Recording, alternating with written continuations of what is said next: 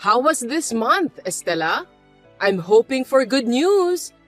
To be honest, I'd like to hear from you before I ask you like this. Well, I don't care either way at this point as long as you give me good news.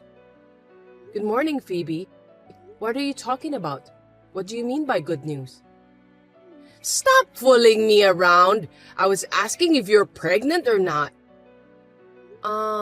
As I told you before, I understand that you're looking forward to it, but me and Jared will decide on the matter together.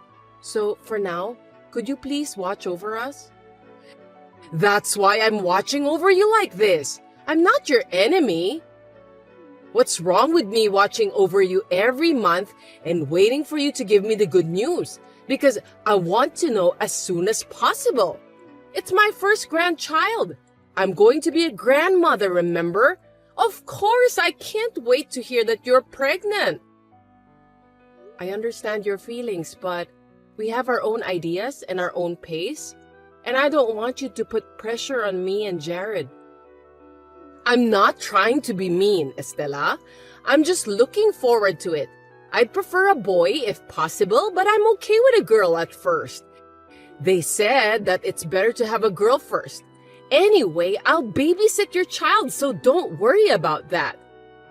Phoebe, I think you're expecting that too soon. We won't know the sex until I get pregnant. Besides, whether or not we'll have 2 kids, we haven't decided about that yet. You're still 25. You can easily have 2 kids, can't you? Do it while you're still young. With Jared's salary, you should have no financial problems. So what are you waiting for? You have nothing to worry about.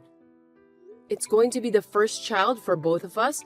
That's why I want to talk it over with my husband and make a careful decision. You're a bit too optimistic, aren't you? You've been married for a year now, so I think it's time to get pregnant with your first child. Excuse me for cutting this conversation, but I need to go out right now, so let me stop here for now. Oh, I see. I still have a lot more to say to you.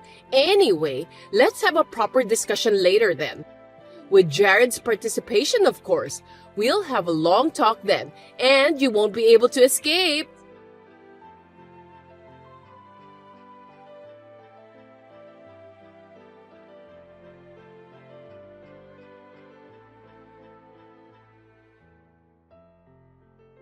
Oh my! What are you going to do with such passivity? Now that you're married, you have to be more proactive. You were trying to surprise me, weren't you? If so, it was a big success. But if you're pregnant, you better tell me. What? No, I don't have any good news for you yet. Oh my God! Our neighbor, Miss Adams, saw you go into the obstetrics and gynecology clinic. Don't hide it. Tell me, you're pregnant, aren't you? Well, obstetrics and gynecology is a place for non-pregnant women as well. I hate to say it, but that's a misunderstanding. I don't want you to make assumptions based on eyewitness information alone. What? Then what is it? I'm sorry, I'll switch with Jared. Estela, I'm not finished talking with you. Say it from your mouth.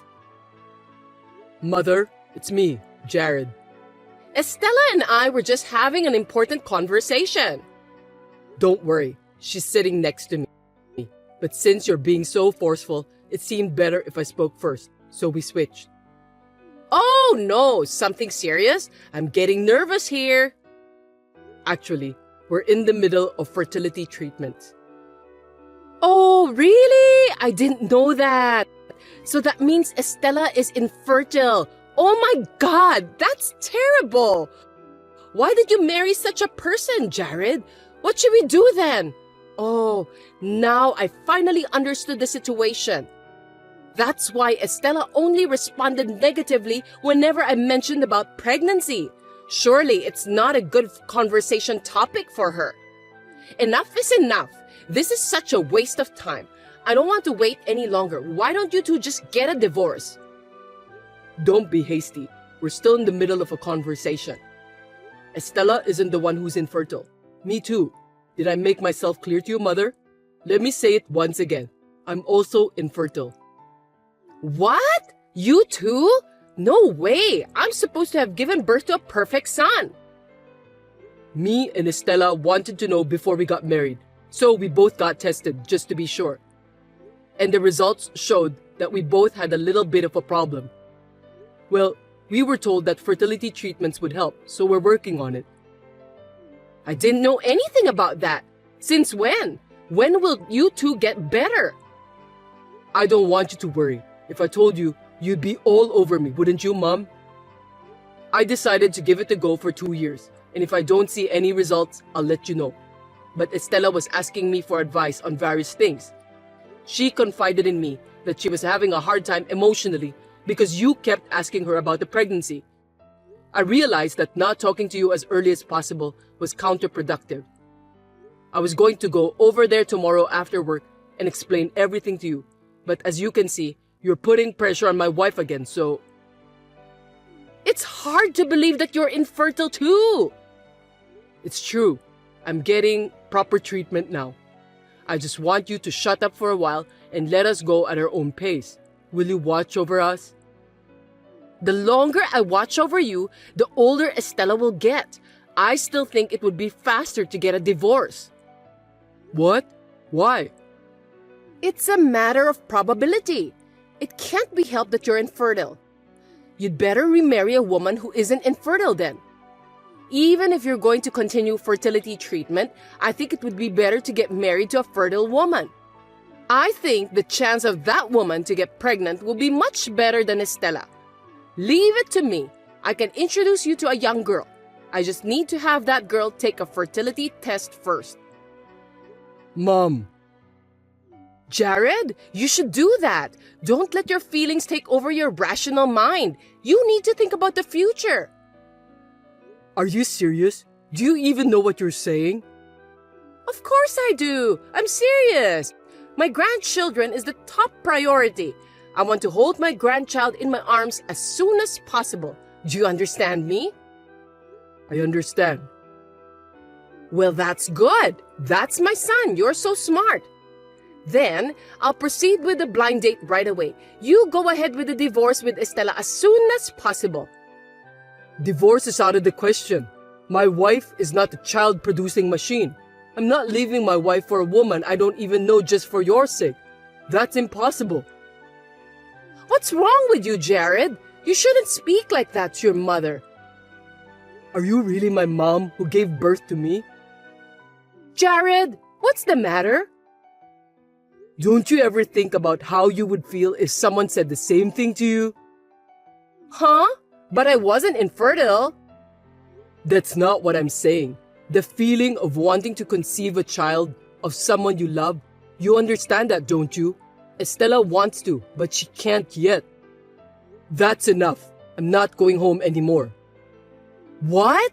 Jared? When we have a baby, I'll never let you see him or her in person. Why are you so angry? You don't have to go that far. I'm blocking you and Estella's doing the same thing, so there's no point in contacting us. Hey, Jared, wait!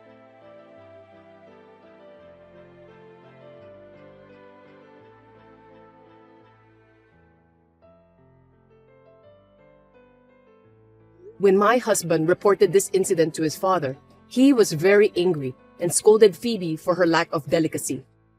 A month later, my husband's request for a transfer was approved and we decided to move. In addition, the good news continued, and thanks to the fertility treatment, I got pregnant. After spending 10 months and 10 days without incident, I gave birth to a healthy baby boy. However, I did not tell my mother-in-law about this. Perhaps she may have heard about it through rumors. Apparently, she has a knot in her head that she thinks that as long as she has a grandson, she can go back to her former relationship. My father-in-law kindly suggested to keep it as a secret because it seems that my mother-in-law doesn't understand that she is the main cause of the problem. My father-in-law sometimes sneaks out to the baby, though it is an hour-and-a-half drive from his house. It will be a little while before my mother-in-law will be able to hold her grandchild in her arms.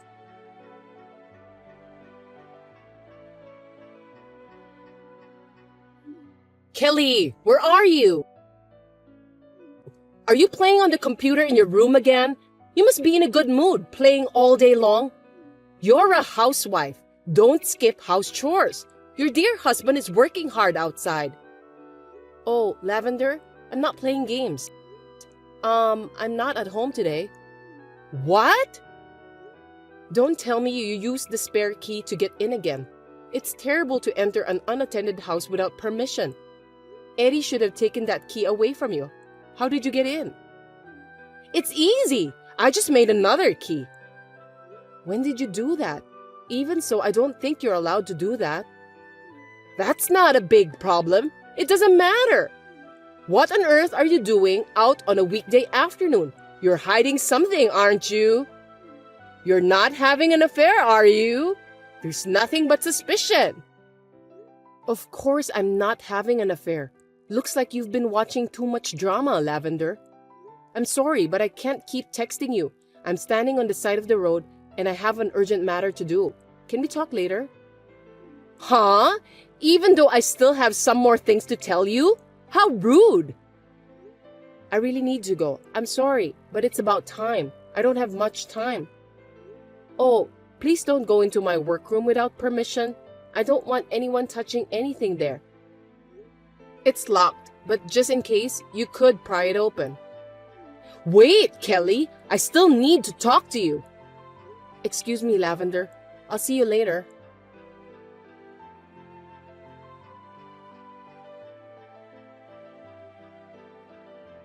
Kelly, are you there? I have an important thing to tell you. Good evening, Lavender. What is it this time? You're so impatient, aren't you? I'll get straight to the point. From today on, you're going to live with me. No excuses. You have no choice. What? Why so sudden? You can't just decide something like that on your own. You can't hide it from me. I know. You've been told at the hospital that you're dying, haven't you? I heard about that. What? Me? Dying? Where did you get that from? I heard you have 3 months to live. Poor unfortunate girl.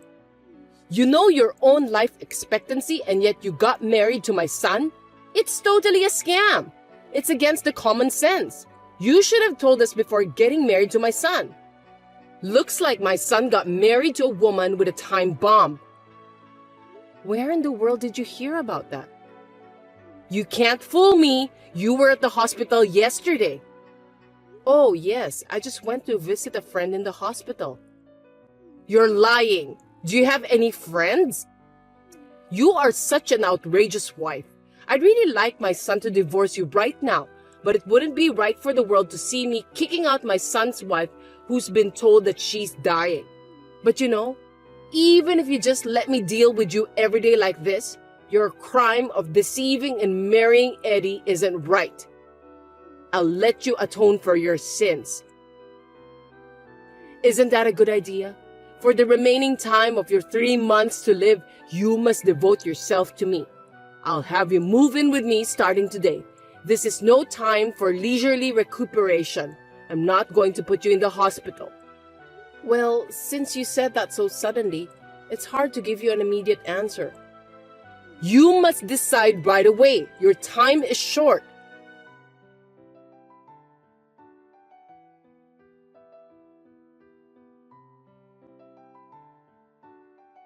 Eddie, are you still at work? Do you have a minute? I'm in a bit of trouble. Hey, what's up? I don't understand how it happened, but your mother has been saying some strange things to me. What? Somehow, I have a bad feeling about this. Are you okay? Don't be surprised of what I'm gonna tell you now, okay? She told me that I have only 3 months to live. And in order to devote the 3 months I have left, she's asked me to move in with her and take care of her starting today. Huh? I don't think this is something funny. What do you mean by moving in with my mother and taking care of her? Kelly, you just had your health check last month and was told that you are super healthy. I don't think a person as healthy as you has only 3 months to live. It's just like that. Funny, isn't it? Becoming some sort of slave for your mother for 3 months? It doesn't make any sense at all. Oh, could it be that thing? Yes, I was thinking about the same thing. Maybe that's it. Maybe she came into our house without my permission again and was listening to that while I was in my workroom. I see. Trespassing again. And now she's being paranoid. Oh, gosh. So, what should we do? Do we have to execute that plan? I think it's the right time to execute that plan since we're well prepared. Well then, looks like the mission has started. Roger, see you later then.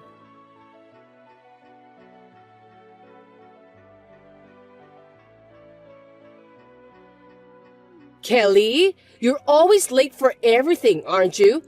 I haven't received your reply. How long are you going to make me wait? Sorry to have kept you waiting, Lavender. I got a call from someone I know. Hang up the phone right now. Such a phone call. I don't have the whole day for you. So, what's your reply? Okay, I won't be hospitalized. Good. You're being awfully nice. I'll have you work for me every day. You don't have time to get sick. I'll take care of it, but I'll need some time to move in. What? For what? Hurry up! I need to prepare a change of clothes and other personal items. Are you asking me to move in with just the clothes I'm wearing on right now? Your neighbors spread a bad rumor about you if you live with your daughter-in-law who wears the same clothes every day and don't change, right? That's indeed a problem. I have to be considered as a nice person by my neighbors. I know, right? So please give me 3 days. I'll do my best to get ready. I won't embarrass you, Lavender. Also, you have some allergies, right? I'm sure that the house will be covered in dust during this period. You will definitely have a hard time with sneezing and runny nose if I don't clean the house. I definitely don't think it would be a good idea for you to come quickly. I don't have a choice. I don't like dust. So I'll wait until you're ready. Well, 3 days will do. No more than that.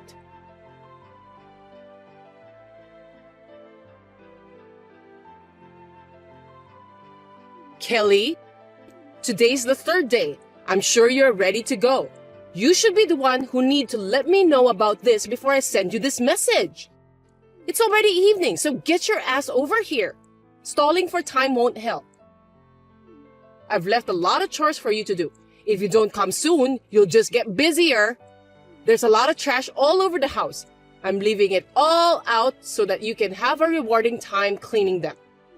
I need you to clean the bathroom, and I need you to wipe the windows and then clean the front door.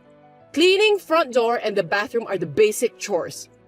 And for starters, I need you to make dinner for tonight. I'm starving, so please make it really quick. Before that, I need you to wash the dishes for the next 3 days, so you'll have less time than you think. Oh, and you'll need to buy some groceries too. I want you to make me a steak dinner tonight with the finest beef to celebrate the start of our new life together. Of course, you will pay for all of it. You only have 3 months to live anyway, so what's the point of leaving money behind? Spend all your money on me before you go to heaven. Hello, Lavender. Sorry for the delay in getting back to you. Me and Eddie have arrived at a new place around mid-afternoon. Gosh, what a busy day. What? You're already here? How come I don't see you guys? We're in the middle of unpacking, but we're doing our best. I've been so busy with work that I haven't been able to catch up on cleaning up. I'm working on my computer right now. By the way, we're planning to have Chinese food delivered for dinner tonight. Huh? What are you talking about? I haven't received any of your belongings, and you yourself aren't here yet. Where are you now? Have you gone crazy from the shock of being told that you only have a few months to live? Are you being delusional? Are you okay, Kelly?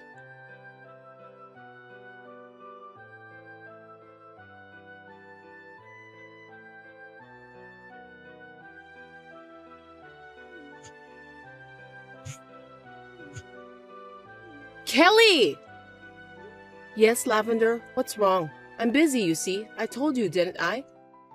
Where are you? I'll have you explain it to me properly. I thought you were just being paranoid and you didn't want to live with me, so I came to pick you up. There's no one in the house. The family next door told me that you moved out this morning. I told you, didn't I? I'm not being paranoid. My brain is still working well. Anyway, me and Eddie finished the move by mid-afternoon. What are you talking about? You think you can just run away like that after what you did? You agreed to move in with me. You said you would live with me, not to be hospitalized. I listened carefully to what you've told me. You know that. Are you being paranoid, Lavender? I told you that I won't be hospitalized, but I don't remember agreeing to live together with you. I never agreed to move in with you. In the first place, I wasn't told by the doctor that I was dying. I'm in perfect health. Huh? No way! That can't be true. I heard that with my own ears. It's useless for you to hide the fact about that. Lavender, you came to my house without permission again and listened to me from the front door of my workroom. That's when you heard someone talking about me having just 3 months to live, right? I can't think of anything else. That's right. You can't get away with it because I heard it correctly. I definitely heard him say that you only have 3 months to live. It sounded like you were talking by using online meeting apps or something. That must have been the doctor or nurse talking to you. Lavender, that's a scenario.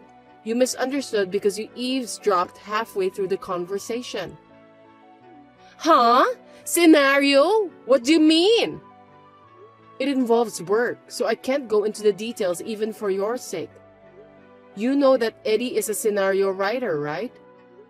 And that he rents an apartment for work? Yes, of course. Eddie works hard every day, unlike you. He's sensitive, you know. He says it's hard for him to concentrate when he works from home. He's been working that way since he was single and when he was still living at the family home. Yes, and that hasn't changed even now that he's married and living with me.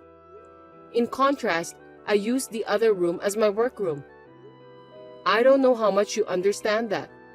You came without an appointment to interrupt my work, either on purpose or by accident, aiming for the time when I'm alone during the day. Huh? Does that matter still bother you? You're living like a parasite and just pretending to be a housewife. I don't think that you're working.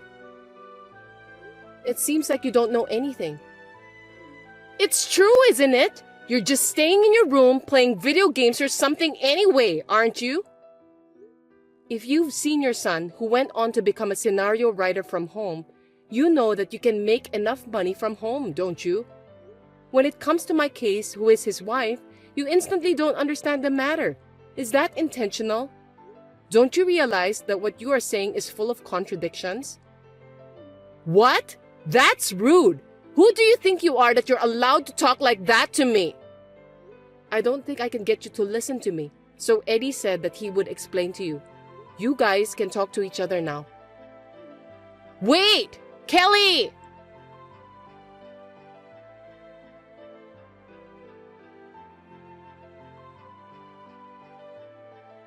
Hi, Mom. I'll take over from here, so listen carefully.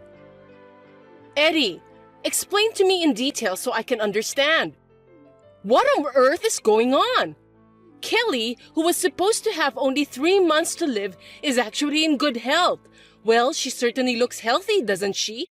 But I definitely heard the voice saying about her life expectancy from her room, and it sounded so serious. Kelly told me earlier that you were eavesdropping. That was the scenario I wrote. Huh? I wrote the scenario about a woman who only has 3 months to live. It was well written, right? After that, the voice actors record the voice over based on the scenario, and then the video editing process begins. Kelly is the one doing that work. It's quite a tough job, you know. Well, I don't know if it's difficult for you to understand, but there's a job called video editing, and that's Kelly's job. Maybe You were eavesdropping on the explicit part where she was watching the video to make sure that everything is in good order. You mistakenly thought it was Kelly who was told about her life expectancy. If you had checked on the spot, this wouldn't have happened. What did you say? That's why, Mom. We're going to cut ties with you to protect our lives. Cut ties with me? Why are you suddenly talking like that? I haven't done anything wrong, have I? It's not so sudden for me. You know why I didn't work in my room at home when I was single? You said it was because you couldn't concentrate at home since you're sensitive, right? I was being nice not to tell you, but the truth is that I couldn't concentrate because you would get in my way. What? Me? No way, that's... Mom, no matter how much I say I'm working, you kept coming to my room and talk to me. When I'm writing a scenario, any noise interferes with my work. I can't tell you how many times I've lost my concentration because of you, Mom. If I lose my concentration every single time, I get extra tired and I can't write anything good. It interferes with my work. So I solved the problem by renting an apartment for work and commuting there. I got used to this style, so even after I got married, I selfishly asked Kelly to let me go to the apartment and do my writing as usual. Now you are interrupting Kelly while she's working at home. Do you know how stressful that is? Well, I thought she was just a housewife. I explained about Kelly's job to you before we got married, right? I don't think you understood me well enough. I just thought she quit when you two got married because that's what people usually do, right? I have to ask her to prioritize the house chores. I told you she'll continue working even after marriage, and she doesn't need to prioritize the house chores. And you're clearly bullying my wife. Even if you misunderstood that she only had a few months to live, you're giving her a hard time. Well, that's not true. It's a misunderstanding. I mean, a mistake. Anyway, I'm disappointed at you for hurting someone I care about. Besides, you're messing up our lives and our business. So please stay out of our lives. I don't want you messing up our lives anymore. No! Wait! Listen to me, Eddie. Then what am I supposed to do now? I'm already divorced from your father. Are you going to abandon your mother, who has to live alone at home? You don't have to live alone. If you're lonely in the future, I can help you to enter a nursery home, or at least help you with the paperwork. Are you kidding me? If you don't want to live with strangers, you could always go back to the countryside where your uncle or aunt lives. You're still young enough to work, and if you don't like my suggestion, you can handle everything by yourself. I can't take care of you anymore. I'm sorry, but I don't want to do either of those things. And don't call me pretending that it's urgent, okay? If you have to, go through your aunt or uncle. Well, I'm going to cut ties with you, so I'll never see you again. You have to be strong on your own. No! Please don't do that to me! I don't want that! Eddie, don't leave me alone! Farewell, Mom.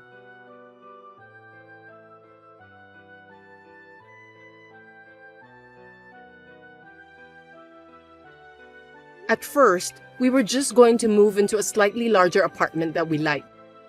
But after Eddie found out that his mother started to bully me after she misunderstood that I was dying, his anger finally exploded. He decided that we should move to a new house that he had rented in advance, and then he declared about cutting ties with his mother. With a deep sigh of relief, he muttered that it was the right decision to move to a distant place. My mother-in-law, who was left behind, spent some time trying to get in touch with Eddie and crying for help to all her relatives.